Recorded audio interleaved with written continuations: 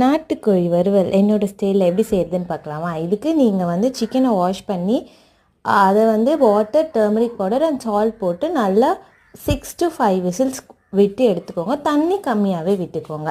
இது நல்லா குக் ஆன பிறகு பெப்பர், சோம்பு, ஜீரா இது அப்புறம் கொரியாண்டர் லீவ்ஸ் இதை நல்லா பவுடர் பண்ணி அசைடாக எடுத்து வச்சுட்டு ஒரு சட்டியில் வந்து நீங்கள் எண்ணெய் விட்டு சோம்பு இல்லைன்னா ஜீரா போட்டு வெங்காயம், கருவேப்பிலை, காஞ்ச மிளகாய் போட்டு சாட்டே பண்ண பிறகு உப்பும் போட்டு சாட்டே பண்ணிக்கோங்க. பூண்டு, தக்காளியும் போட்டு சாட்டே பண்ணுங்கள். அது மஷியான உடனே இந்த வேக வச்ச சிக்கனை வாட்டரோடு ஆட் பண்ணி நல்லா குக் பண்ணும் போது அந்த நம்ம கிரைண்ட் பண்ணி வச்சுருக்க பவுடரை ஒரு டேபிள் ஸ்பூன் ஆட் பண்ணி நல்லா மிக்ஸ் பண்ணி விட்டுட்டு பெப்பரும் தேவைப்பட்ட ஆட் பண்ணிக்கோங்க. நான் ஒரு டீஸ்பூன் பெப்பர் ஆட் பண்ணி நல்லா மிக்ஸ் பண்ண அப்புறமா குழம்பு மிளகாத்தூள் ஒரு டேபிள் ஸ்பூன் ஆட் பண்ணி நல்லா மிக்ஸ் பண்ணி கொரியாண்டர் லீவ்ஸ் போட்டு இறக்கி ஹாட் ரைஸோடு வச்சு சாப்பிட்டு பாருங்கள். செம்மையாக இருக்கும். Cook with love, serve with that. Thanks.